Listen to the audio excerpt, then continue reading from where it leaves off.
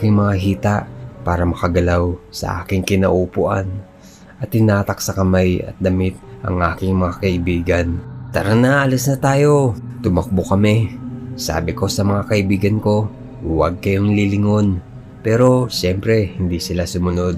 Paglilingon nila Bea, Princess at Tintin ay lumabas bigla ang babae na may hawak-hawak na kutsilyo at tumakbo sa direksyon na tinatahak namin palayo.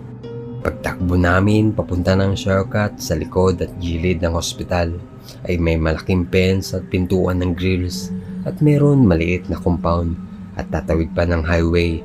Tapos subdivision na namin, pero bago yun dadaan ka muna ng ilang metro sa bukid sa maraming puno-puno at mga matataas na talayban.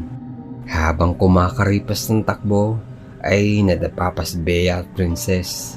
Dali-dali namin silang